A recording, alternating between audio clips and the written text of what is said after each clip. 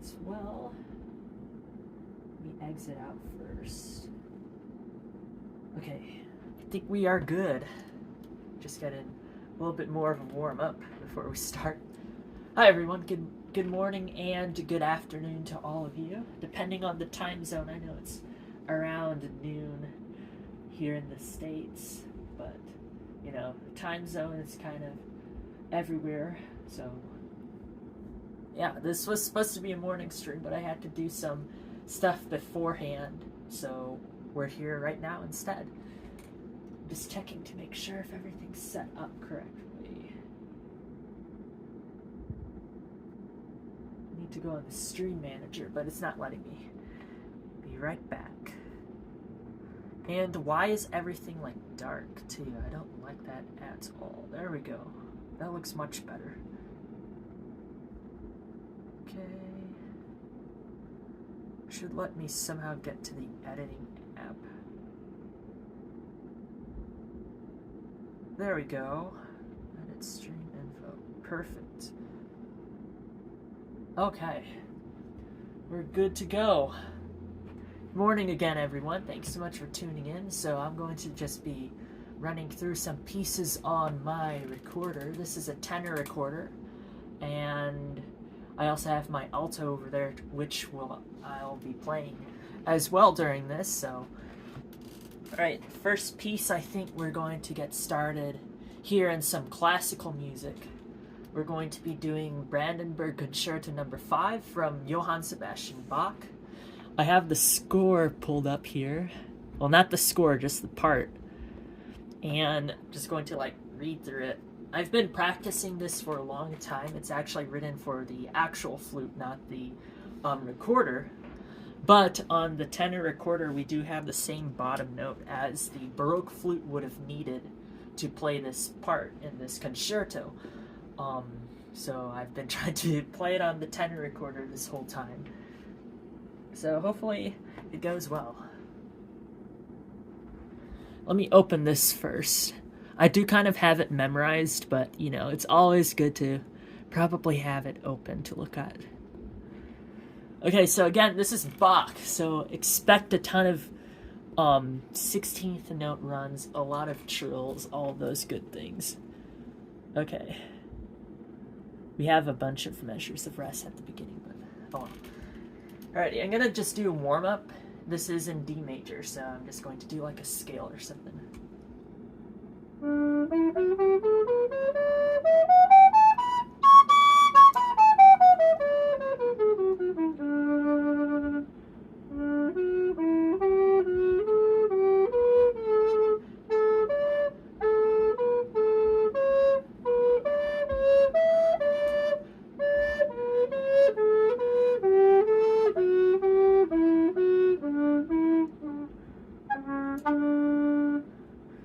Adjust this pinky, this key here for my pinky. This instrument, the tenor recorder, it's much larger than the standard recorder most people are usually familiar with, and the spacing of all the holes for the fingers on the recorder's body, they're so widely spaced that I actually have a pinky key here on the instrument. All right.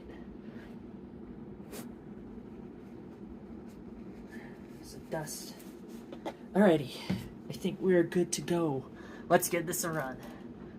So this one, at the beginning again, you see that 8-bar measure of rest, and that's when the theme comes in. It just goes like.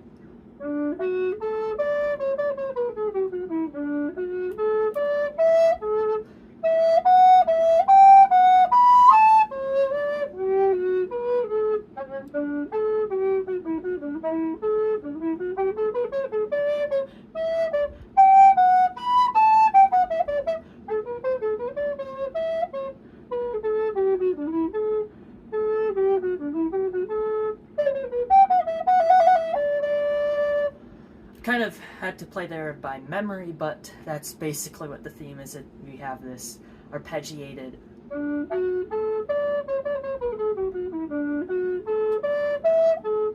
That's the whole theme of the the concerto, and again, it's a concerto, so we have this kind of clash and this tension between the soloist and then our accompaniment voices in the orchestra. In this particular piece, our soloists are going to be a Baroque flute, the violin, and then this is something very interesting to see in the Baroque period. You have the harpsichord or piano, also a keyboard instrument. It could also be on an organ. I've seen some performances of this on the organ. So you have the harpsichord, which is usually an accompaniment instrument. However, in this concerto, Bach puts it into the spotlight, and it just plays alongside the other two soloists, the flute and the violin.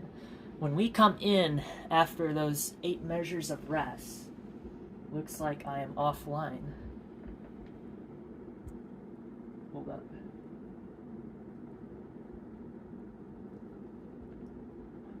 Wait, I need to test to see if we're... Okay, we're still good. Sorry about that. It said I got a notification saying that we were offline, so that kind of scared me. Let me test it again. Sorry about that.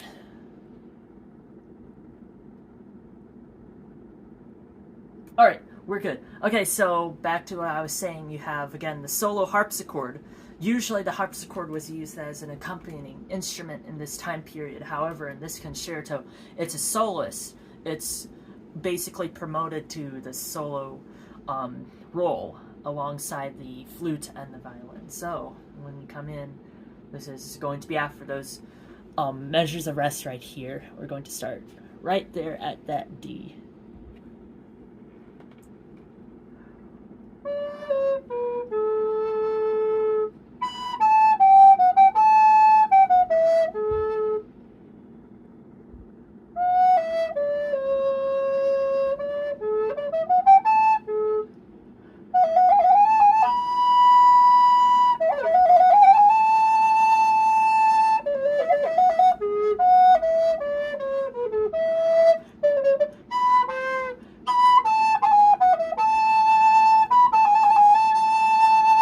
I'm going to do that run again because I had some weird thing going on with my fingering for that note. So I'm going to just start at measure 14.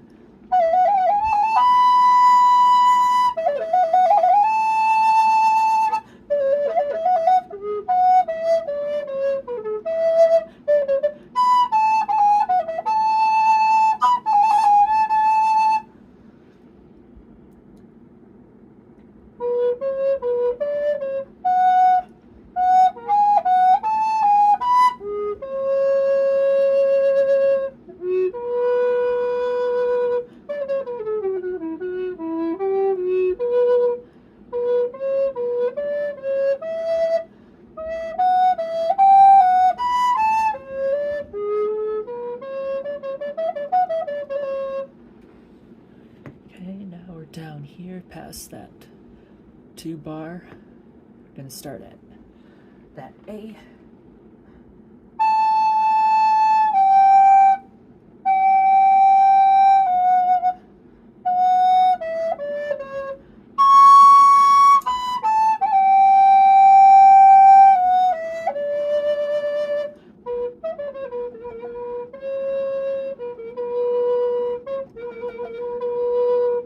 We have a modulation into B minor. At this 3 bar measure rest, the violin soloist will have that main theme but in B minor, which is the relative minor of D major, which is actually our home key. Okay, the flute comes back in right there.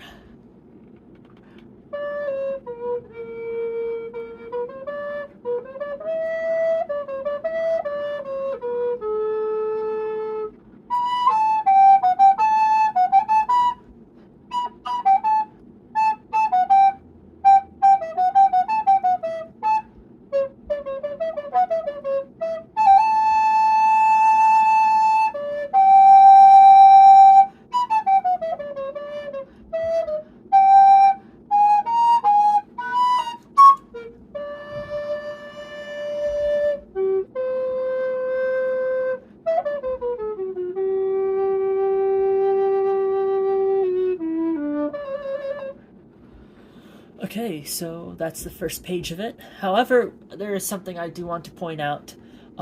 when you're listening to this piece with, again, all the parts, so you have the harpsichord and the violins and whatnot, around here where we have this melody.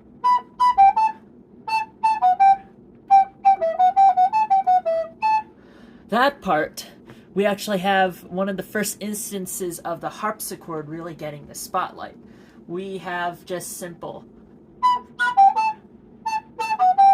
fragments. However, at this part, the harpsichord has all these wild arpeggios that are like 30-second notes and all these scale runs.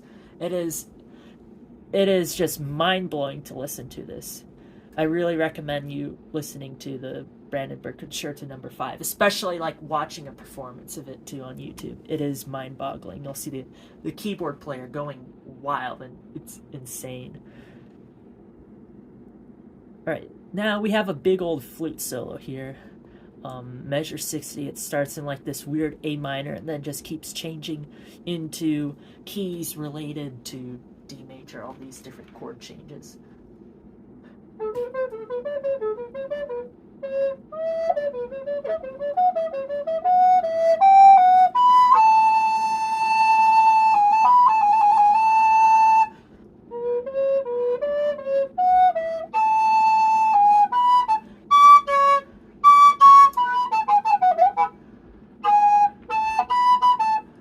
Let me go back, sorry about that.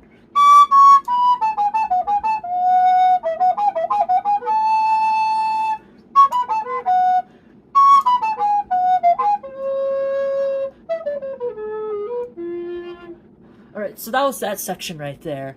Again, dun, dun, dun, dun. Let me get my pitch. And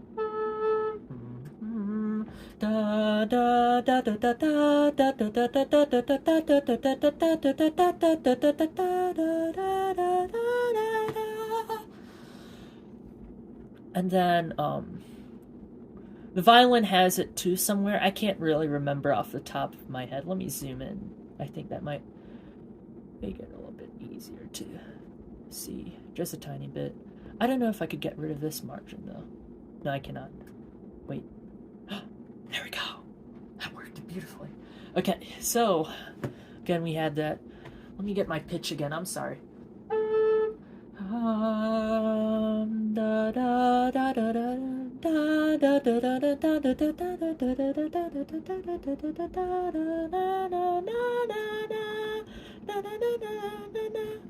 And then after that run, something interesting does happen here. This note in particular, it's kind of impossible to play on the recorder.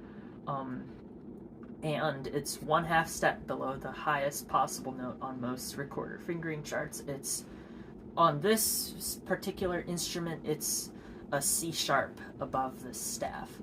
And so what I do to cheat it and to get to that pitch, I just do the fingering for a high D, the highest possible D, which is above the staff, which is half hole covering on the back.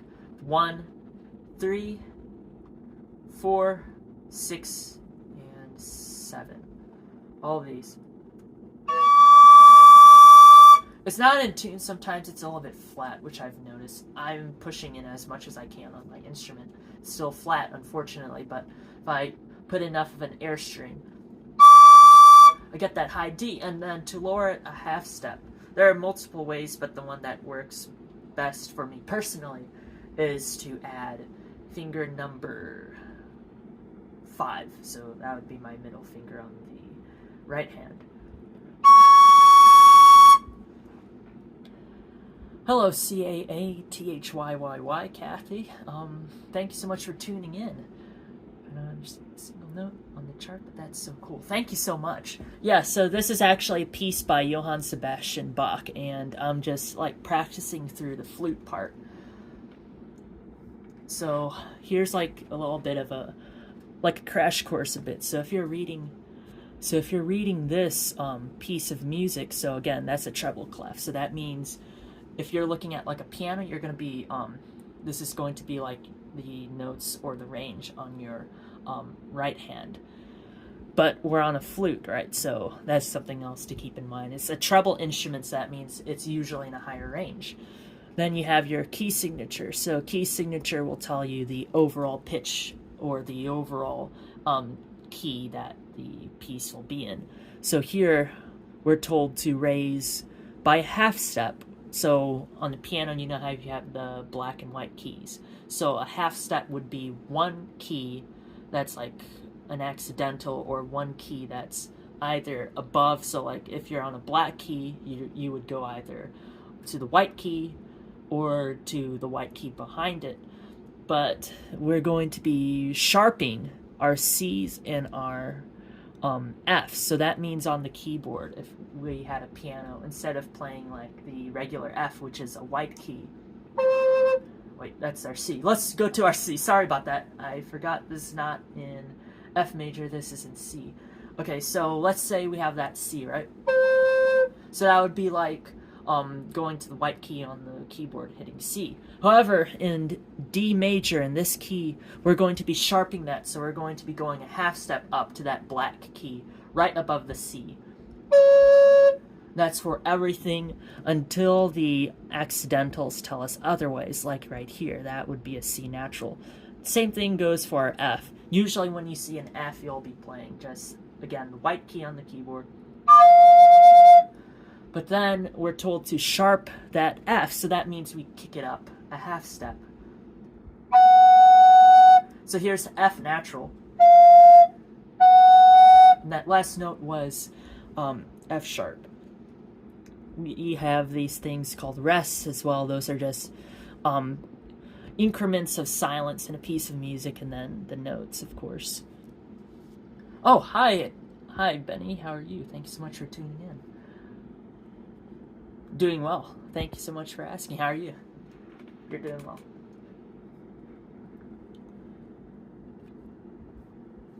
And then, where was I? Okay, yeah, the notes again for the treble are going to be, you have your every good boy does fine. Those are the lines. So this bottom line here is every good boy, and then does fine. The F is the topmost line on the staff. And then the spaces are F-A-C-E, so sometimes people say face. Oh, that's good. I'm glad to hear that. All right. Oh, sweet. All right. Have a good rest of the day. Thank you so much for tuning in. Take care, man. Have a good one. All right. Let's go into... I played through that. Okay. I think we should just pick up at measure 65, which would be right here. I'm going to actually zoom in a bit more. Measure 65, and then I'll stop maybe at the arpeggios here. So I'll go from 65 to like 81. Oh no. Yeah, you better get to class quickly. You don't want that. All right, have a good one. Take it easy, man. Thank you again.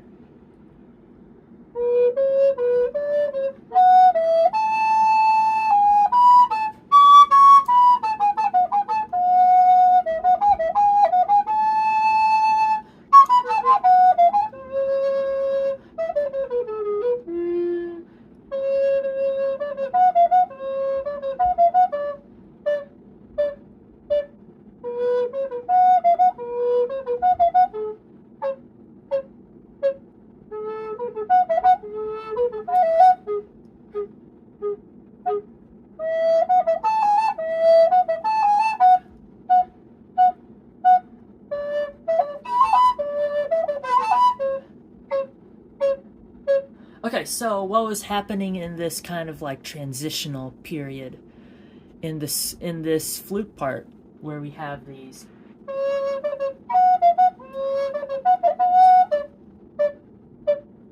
and then very, very subtle 8 notes here on usually just one pitch. If I go to the score, let me go and duplicate this so I don't have to reopen it again. But then I want to go back to here. If we go into the score, we'll see the purpose of that accompaniment. Let me find... Okay. This is going to take a bit. There it is. Oh, there we go. All right. It was going fast today. That's great. Okay, so that was like measure 81, right? I think. Actually, I do not like the layout of this score. It shows only 2 measures per page, but I think we're going going to still use it. Okay, so here's where we had those. Remember, these were very subtle. There's a flute part up there, so we were going.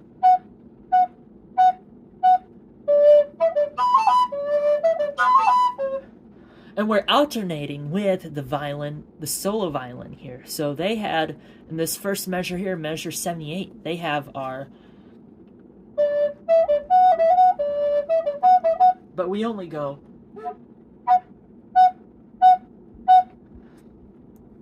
So it's alternating. The purpose of that, do you see how everything else is just eighth notes? There's nothing very complex going on here. Well, check out the harpsichord solo. Look at this thing. Okay, so they have these kind of arpeggiated runs that are 16th notes over a walking bass. And they're just going through related chords and related modulations all connected to D major. And we're just kind of in this transitional period. The harpsichordist, however, it's kind of like warming up. There's a big old 3-minute harpsichord cadenza. It's kind of like shredding on a guitar in a metal song. And this is all just leading up to that. This is only like the preliminary stages of that. We saw hints of the harpsichord solo earlier. Let me go back, where he had those 32nd note runs. Like right here. We had all that. Remember those?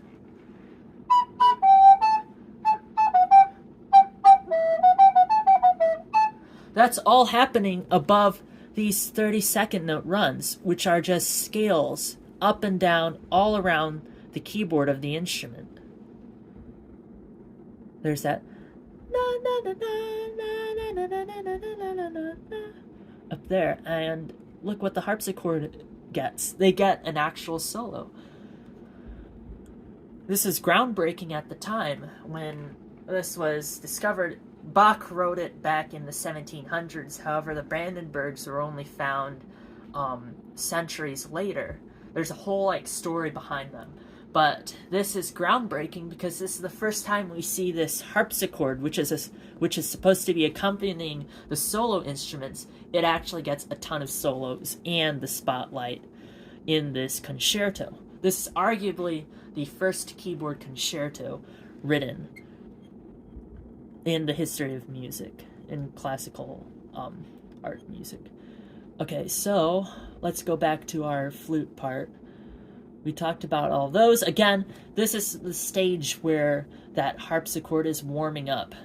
So we have these arpeggios, but they are triads, and we don't really do anything with them. We're trying to stay out of the spotlight, trying to put the harpsichord in its solo position here. So we're just going to be alternating back and forth with the violin.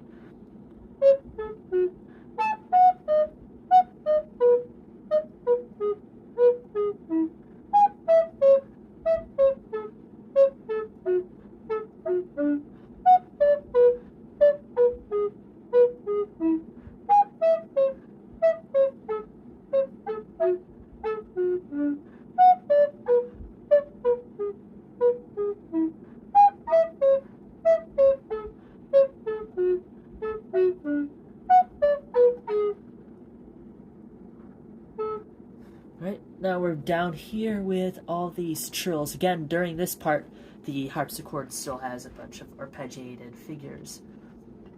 I think I'm missing one, actually. Yep, I'm missing the F natural one.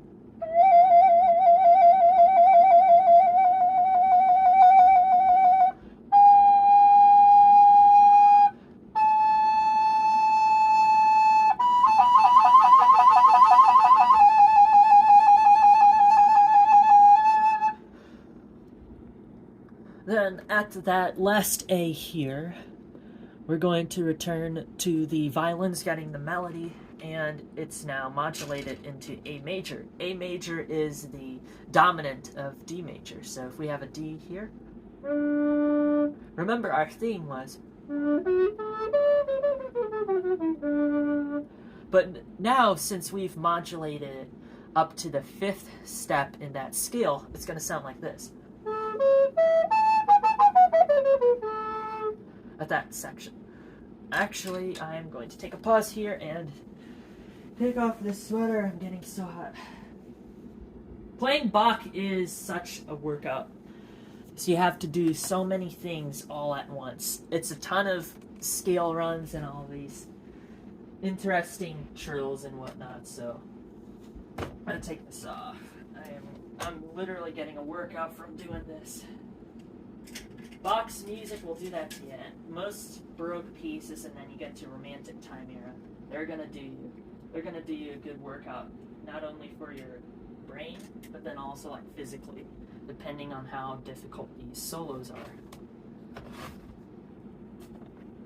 Alrighty. Okay. Whew. Need to catch my breath too. Especially, look at this next part that we're going to be playing through. Look at all that. This is fun. This is the hardest part for me in this first movement. The third movement, we also have some hard passages, but then that's also because it's another allegro part. The first movement, though, this flute highlight, or this flute spotlight here, this one gets me each time. Let's play through it.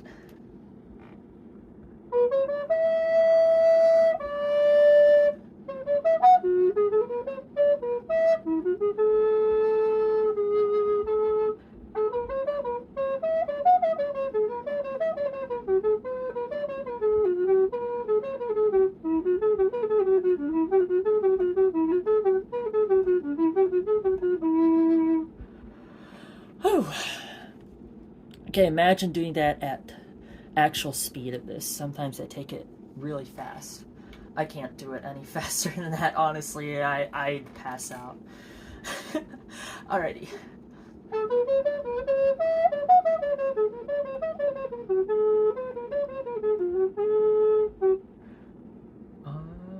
I think I missed a note.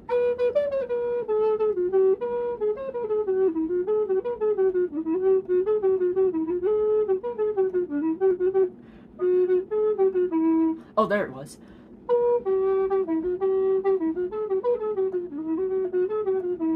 There we go. That's much better. Okay, so at measure 110, let's go back here to our score. I might pull up a better one because I don't like how it's just only showing 2 measures. Let's see. This one looks nice. Kind of has, okay, like 8 measures per page. Okay, yeah, I could talk about this one easier.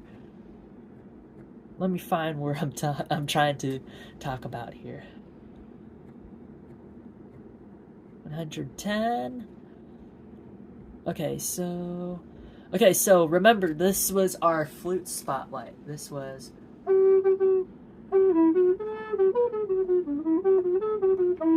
Then we end here. So what happens when the flute ends? Well, the violin will kind of lead into the beginning section. Remember where we had.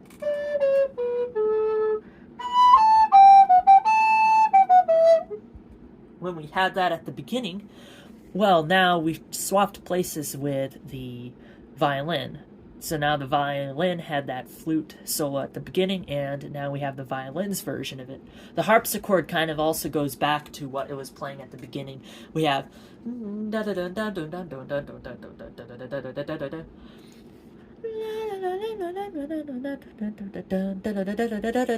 had that at the beginning too, so this is kind of like a callback to this first kind of episode in this concerto. That is right over here.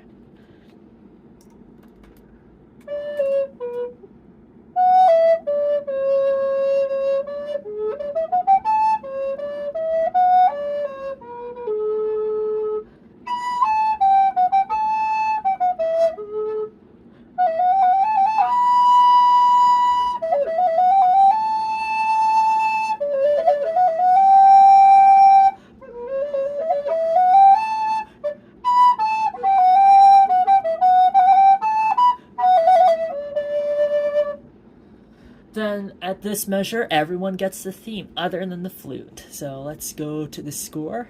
Everyone has that return to the theme, I'm pretty sure. What is that? Yeah, right here. And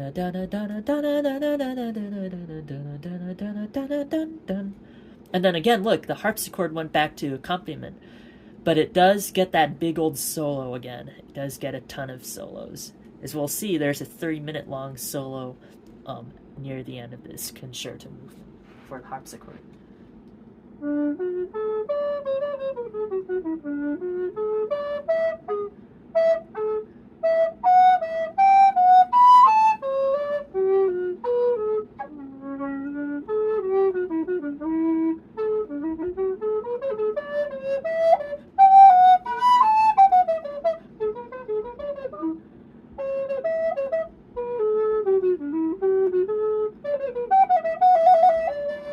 Something like that. I think they shortened it a bit. I can't remember for sure. Again, I was playing that by memory.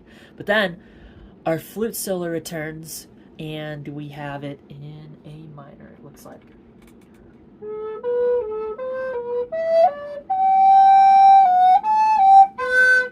Oh my goodness, I am so sorry about that. Let me try that again. Let's take it from that measure. Let's go back. Sorry about that, everyone. I was like a brown note.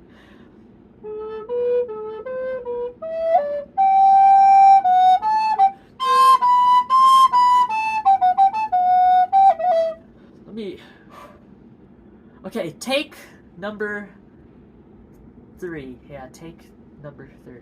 Sorry about that again.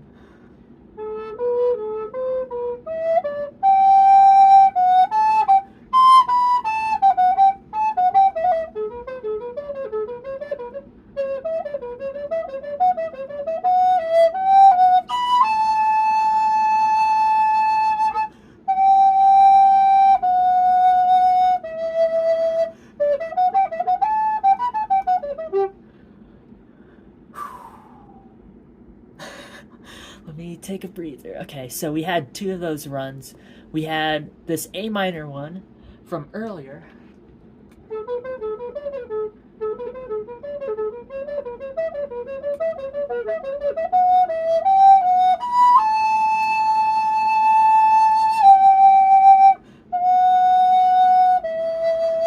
Then we have this new one that starts, it suggests G major. And then we go back into D major and then a few other keys. This one is the last run of its kind in the flute solo part, though.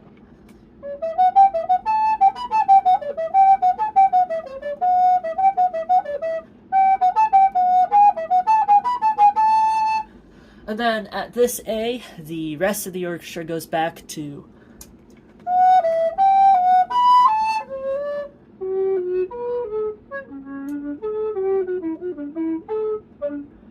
something very fun happens in this measure. If we go back to the score, that is measure 139, 139. So look at this harpsichord part. Do you notice anything interesting there? We have 30-second note runs again, up and down scales. Look at that. They're going even to the bass clef. And they're just going back and forth. And what does the rest of the orchestra have? That kind of looks like an accompaniment part, you know? Even the soloist, too. Look at that. Beautiful. This is a keyboard concerto. All the way through. This solo on the harpsichord, please, I really recommend you to watch a performance on YouTube of Brandenburg Concerto 5. So you can see this big old harpsichord cadenza. It's kind of like shredding in metal. It just goes on and on and on and on. Okay. So again, these are accompaniment parts, even though we are the flute solo. All the way up until basically all of the rest of the concerto here. The flute solo and the violin solo are going to be accompaniment instruments to the harpsichord in all of its glory, with all those cadenzas and all those crazy scale runs and all that.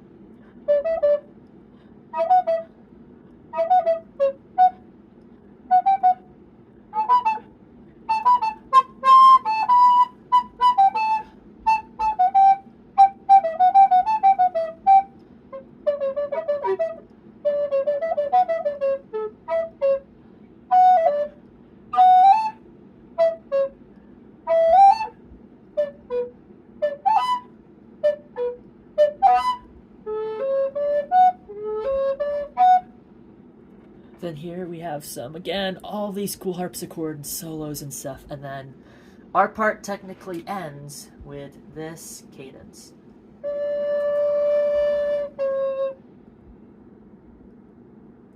And then here, the harpsichord soloist will just take the rest of the concerto, and they'll finish us off with that theme, and then it goes on to the second movement.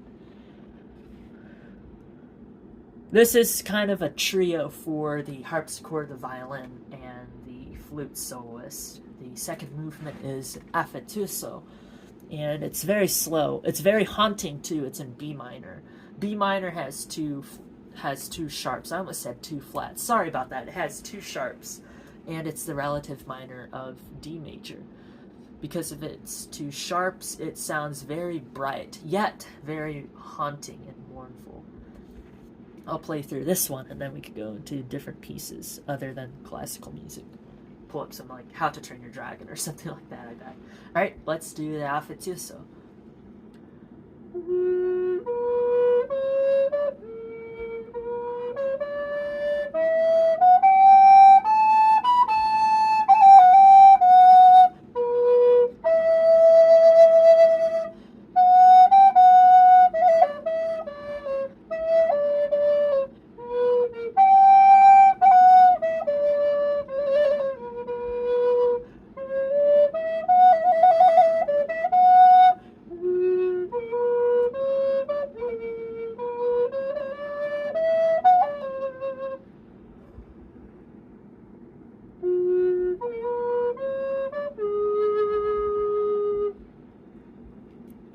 We have our D major flute solo here.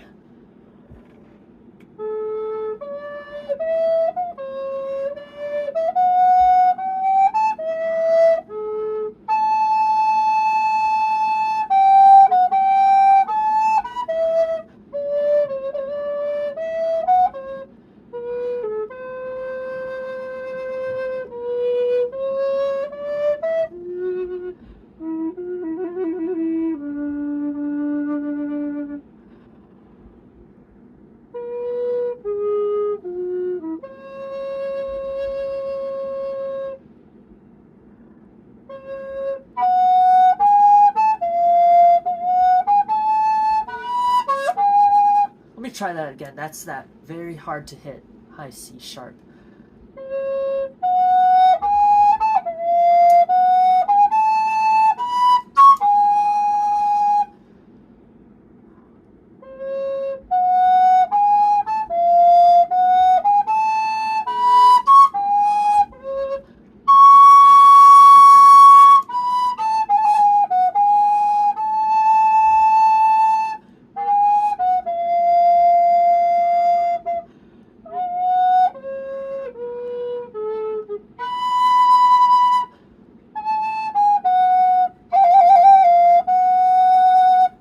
So that part is in F sharp minor. This is going to be very, very mysterious sounding, even more so than the B minor that we're already in. Because the F sharp minor, that is going to have 3 flats instead of 2, so it's a little bit more brighter. And even though it's a minor key, that brightness kind of translates into its mysteriousness. Kind of adds a quality of eeriness, too.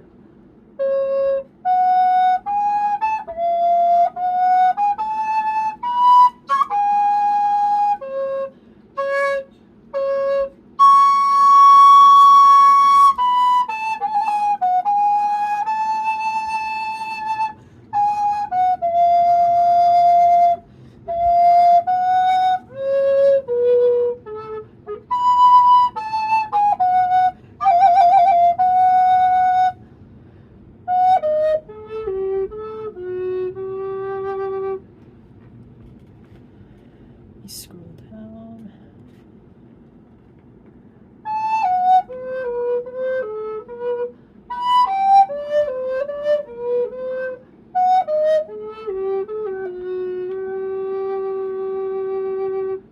Then we get to my favorite part in the second movement of Brandenburg Concerto No. 5.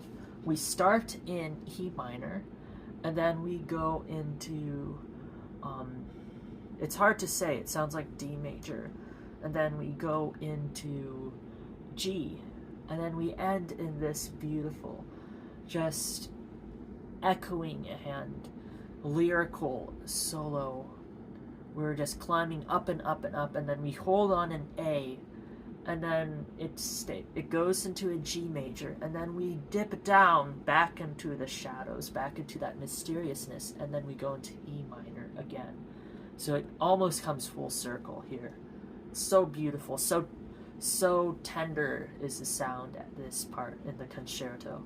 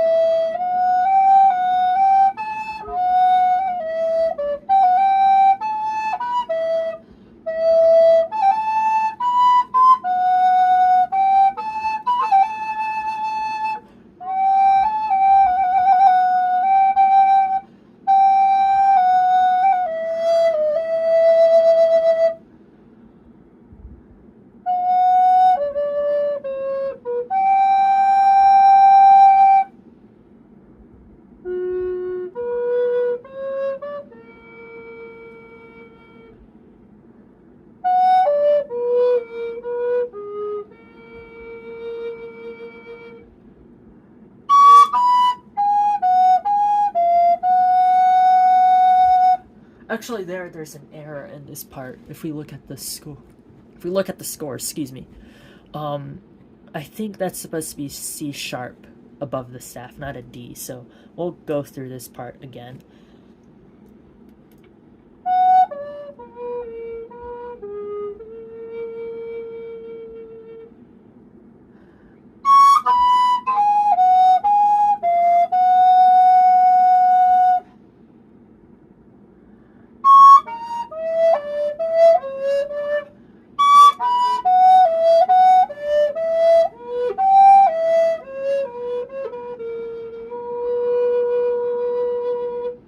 Trying to add some ornamentation here, because this is again a Baroque era piece, and you're supposed to add a lot of these trills and a lot of ornamentation, especially if you're a solo instrument. Right there where we had those back to back.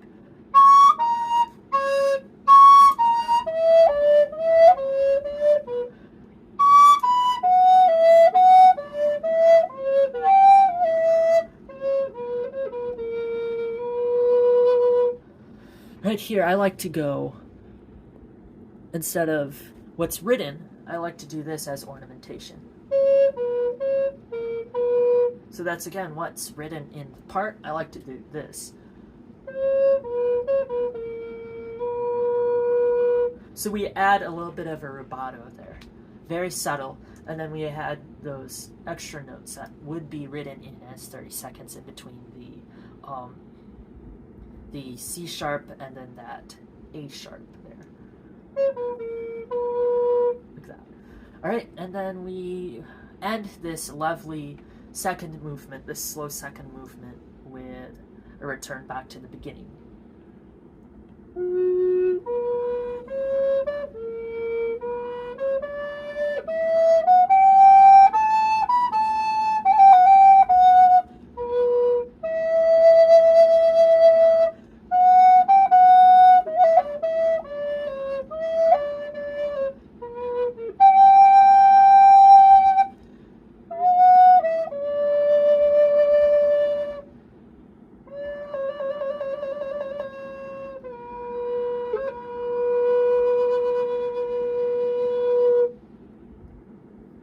That's that. Right, the third movement, I'm still working on it. It's something. It's fun to listen to. It's very Gigue-like. It goes.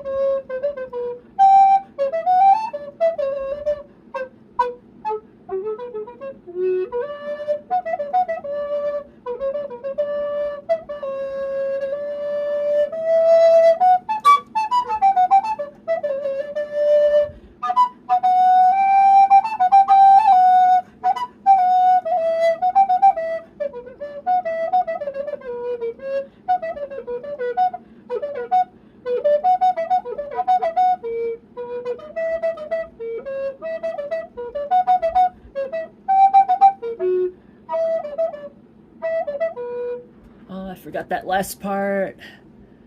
Dun, dun, dun, dun, dun, dun, dun.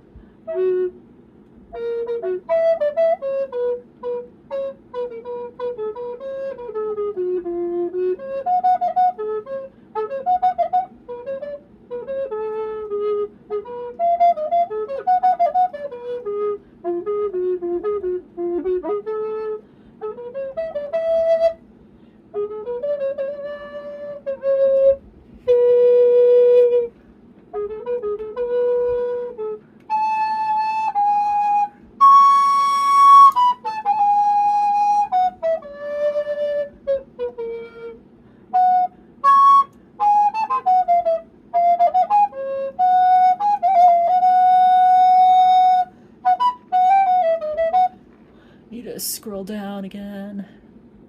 I said I won't play it through it, but I guess I am. Alright, let's do this.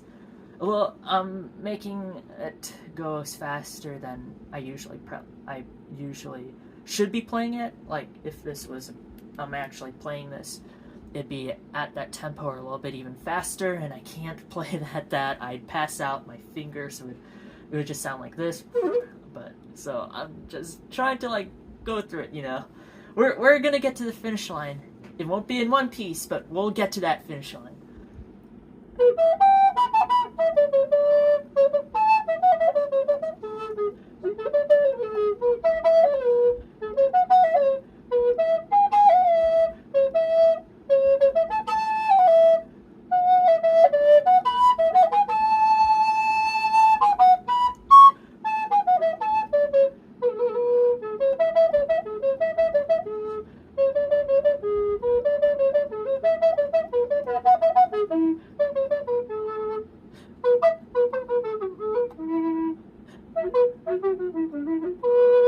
I think you could tell which part of this is my favorite. This part right here.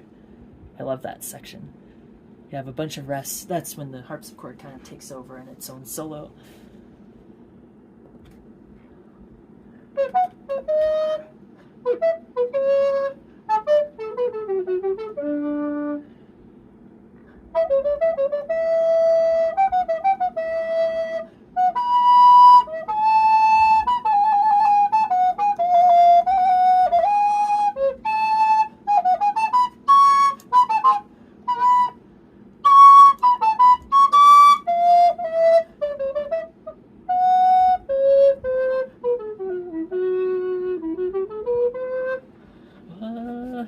I think that's a correct note there. Yes! I remember things. See? Look at that. I remembered it.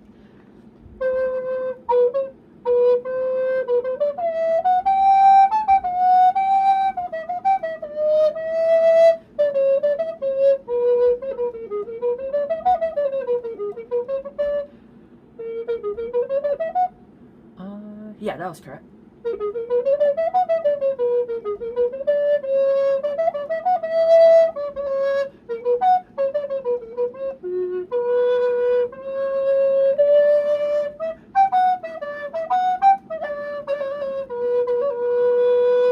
Then back to the beginning. We have a big old harpsichord chord here. It's like a D major, bomb, and then the violin starts. Then we come in.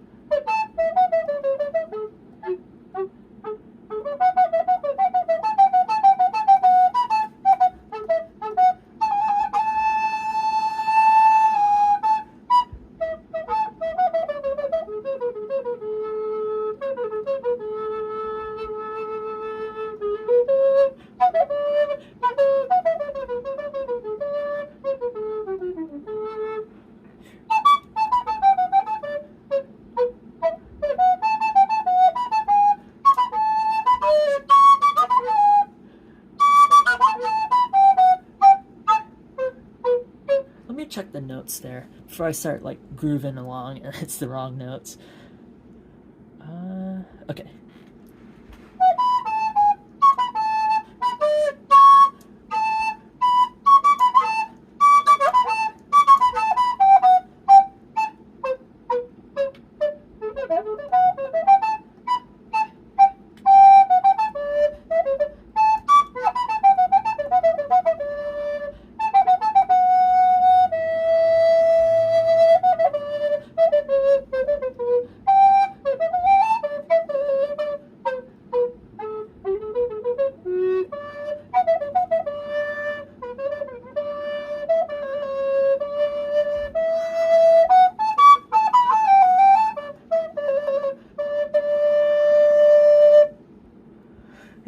there we go.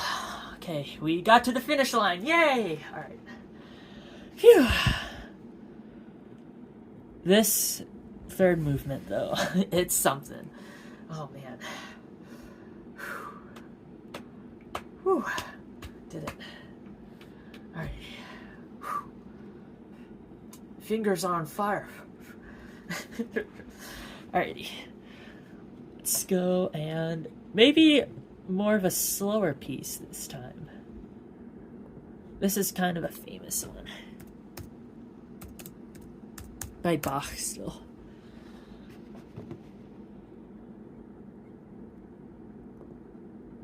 And specifically the oboe solo of it is the famous part. I have to wait for it to load up here first.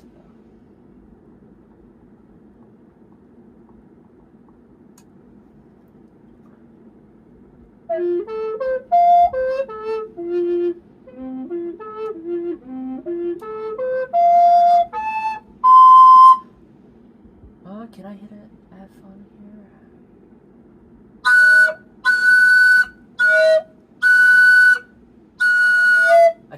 I can't hit a top F. I could hit a top F sharp. But no F. Okay.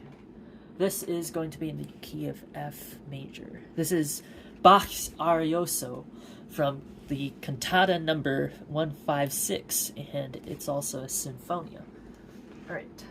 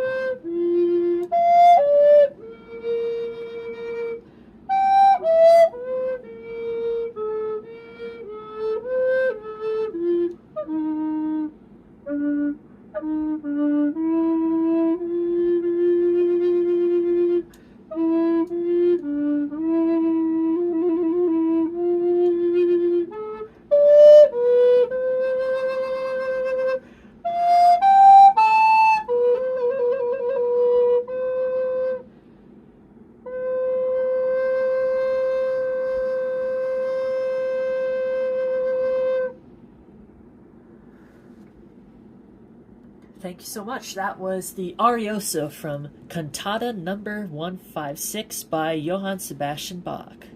And it's an oboe solo, but we got it through on the tenor recorder. Alrighty, let me stop that from loading. Okay, so now what piece should I try and play? I think I should end with some like Pokemon music, you know? Let's get some Pokemon music in here. Alrighty. Okay, so I'm kind of feeling, I don't know, I kind of want to do some Unova music, so like Pokemon Black and White, and then like some Sinnoh. I think we should do some Sinnoh too. Okay. We should start with Floaroma Town from Pokemon Diamond and Pearl. So let me go and find that first. Probably a piano score. We could also check out my personal arrangement of it too, but I think a piano score would be best.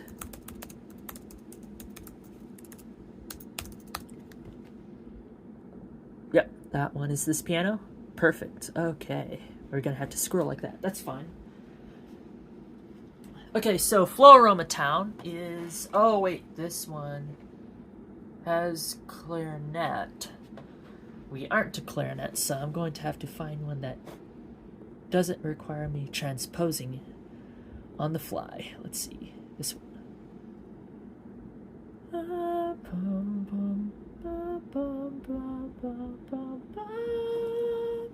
But that's a weird key signature.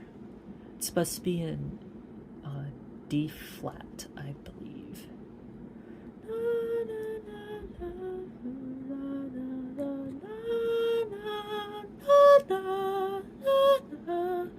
Let's see this.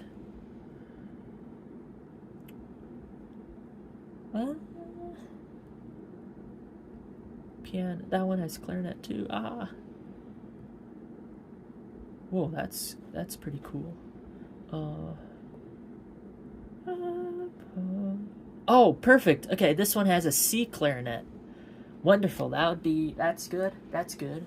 Okay, I'm going to have to just kind of squint here, but I kind of remember how this kind of goes by ear, so let's see what happens. Again, this is going to be in D flat major. So F is, yeah.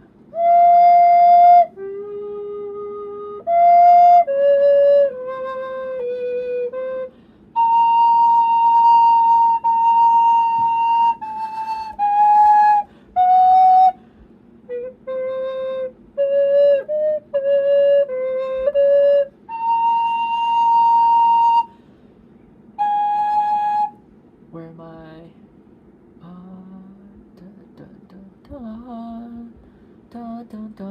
Need to scroll, I think. Wait, do I scroll? Electric piano, grand piano. Oh, I'm here. Okay.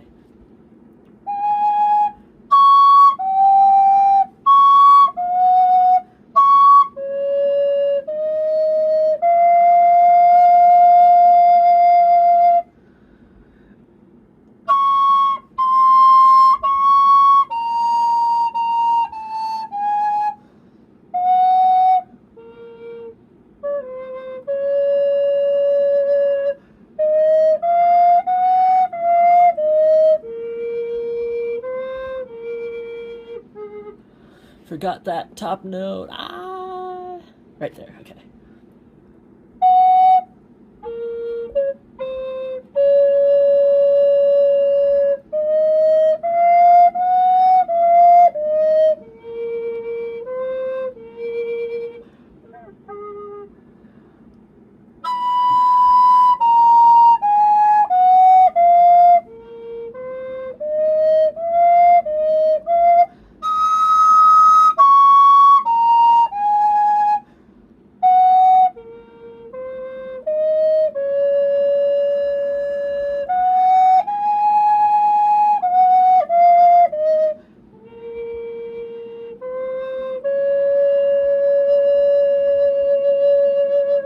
I think that's correct. Let me get back here. Wait. How come I can't scroll? There we go.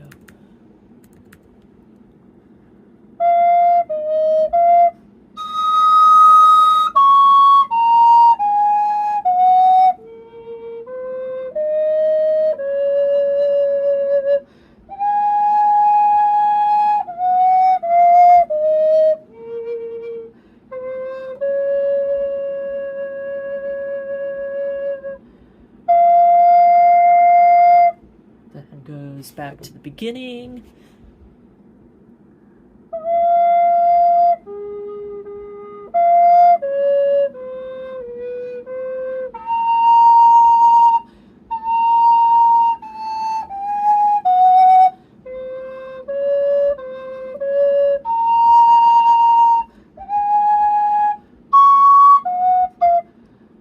Yeah.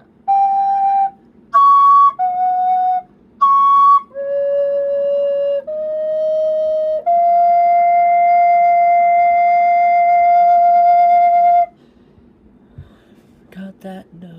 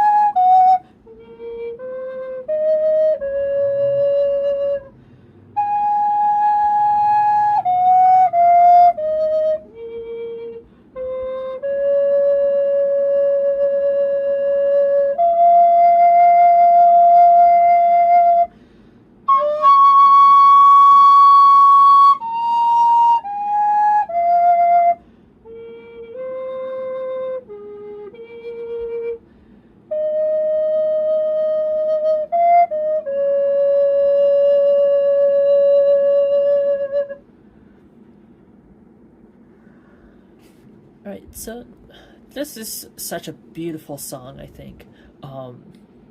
It has that, it kind of reminds me of Debussy, especially at the part where I have highlighted.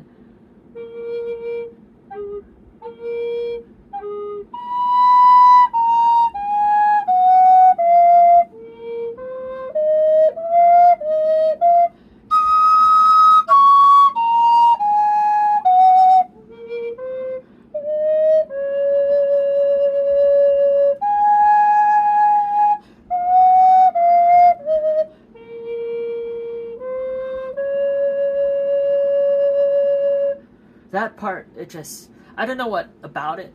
I think it's just so intimate, I think. So beautiful and intimate. It sounds like Debussy right here, this.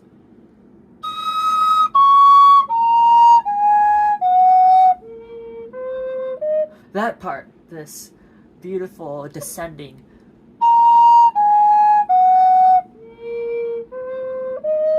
It's like, oh my goodness, that is so sweet sounding. I don't know what it is. It might be like the chords underneath too.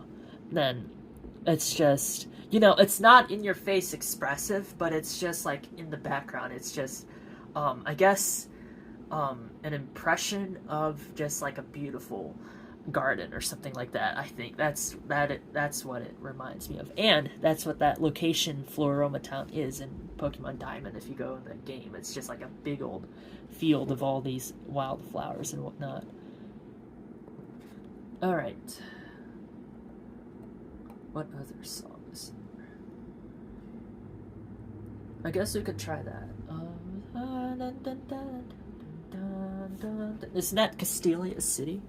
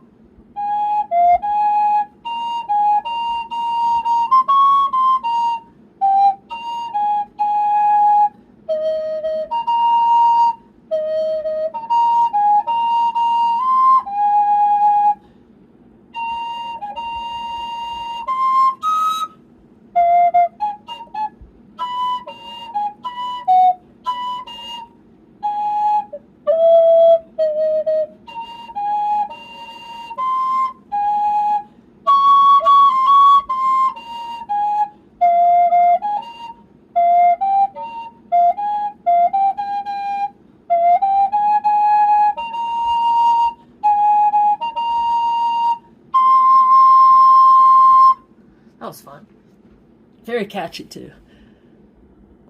Should try it with piano accompaniment.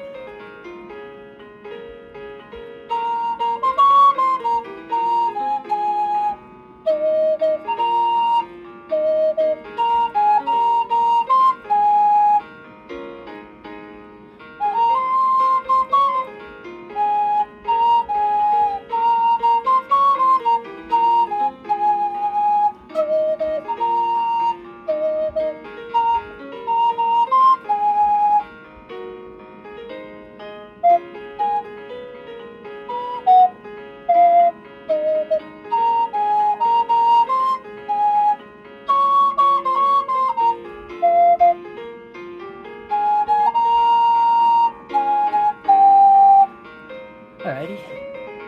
Not too bad. Pretty catchy and nostalgic. I remember this song. I couldn't remember what the title was. I knew it was like da da da da da da da da da da da. Very fun tune to play. Alrighty. What now?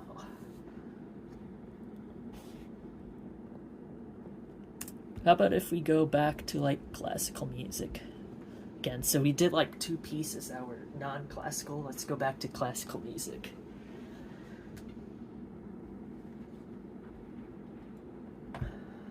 How about we play through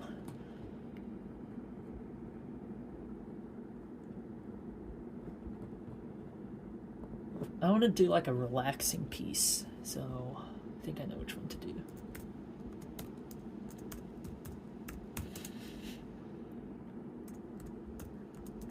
This is that one, like, recognizable elevator piece, so...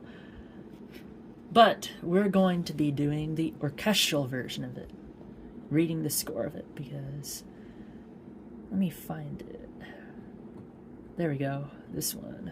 Need the score. Right. The piece I'm going to play is that one, like, elevator music piece. It's by Eric Satie, but then Debussy made an orchestration of it, so we're going to just see the orchestration.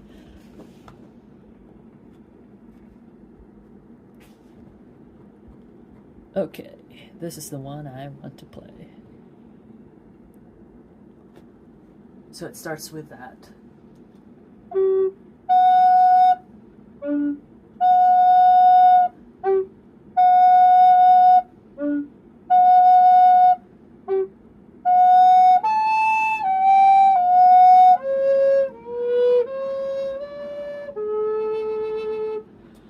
Need a scroll.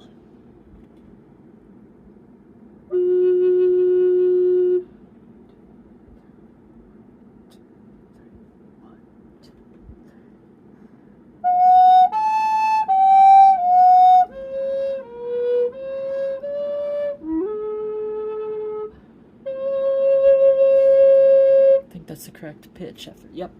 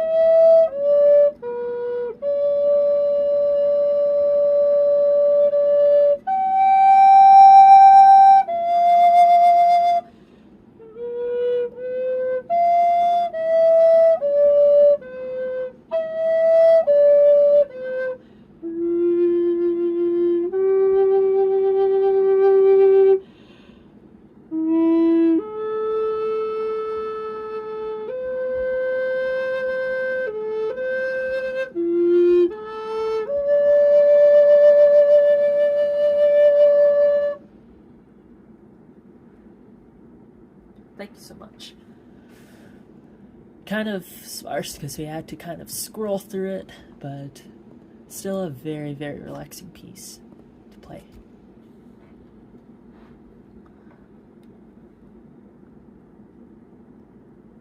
All right.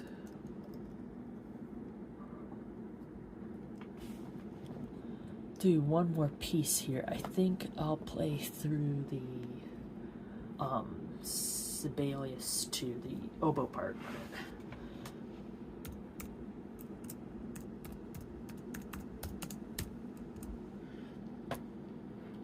This is his second symphony. Actually, I played this symphony with the concert orchestra I'm a part of, and if you're interested in seeing how that performance went, how we all played it, it's on my YouTube channel, so please feel free to actually listen to this symphony in its full. It's a very fun symphony to listen to. You have a ton of changing keys and a lot of interesting different time signatures as well every now and then. It's very beautiful. It's going to kind of give you like the feelings of like nature and stuff. This is from the Romantic era, so we're going to be talking about how like prominent nature is and just the natural beauty and the landscapes and all that. All right, it kind of sounds pastoral too, some parts of it. I think I'll just like play through some interesting parts and stuff.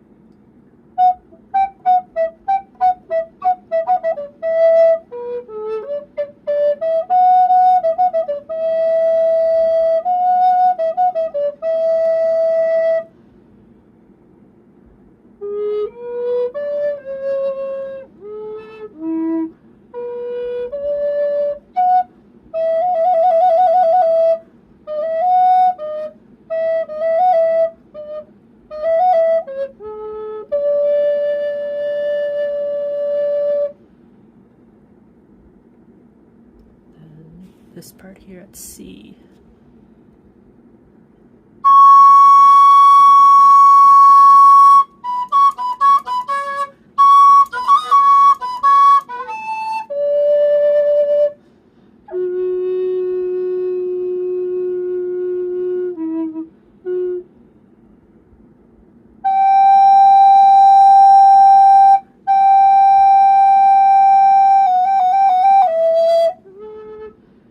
Wait, is that correct? Wait.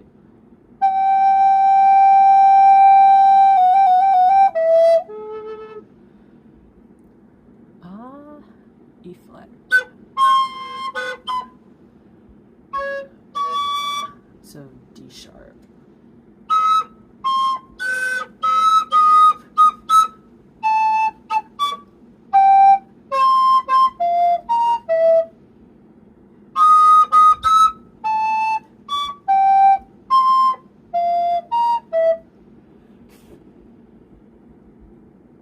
Solo.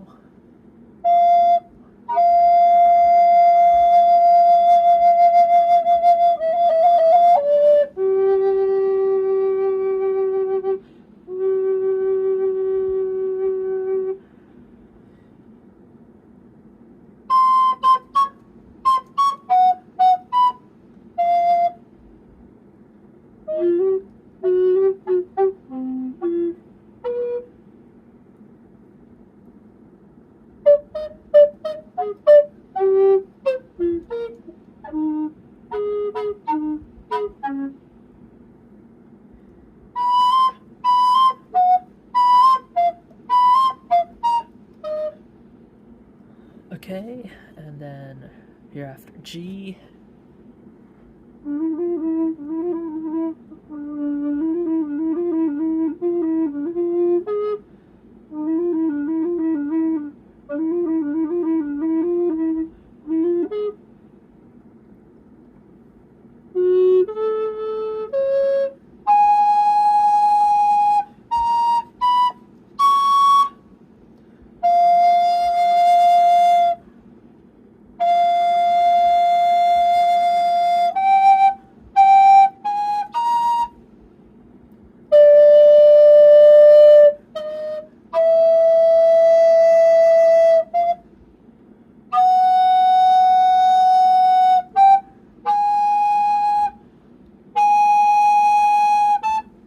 it's just all chromatic. I think that's the development section. So I'll just jump down to L.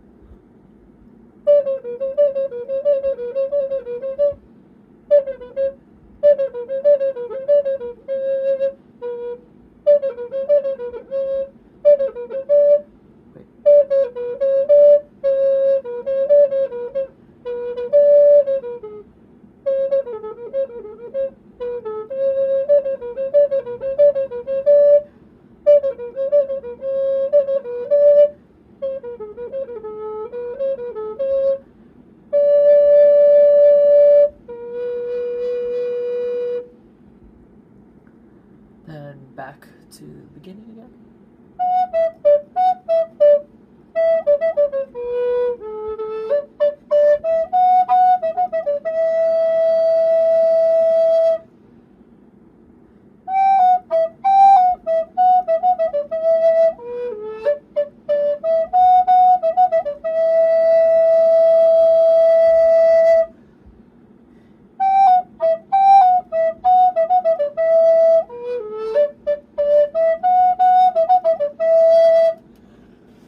Scroll down.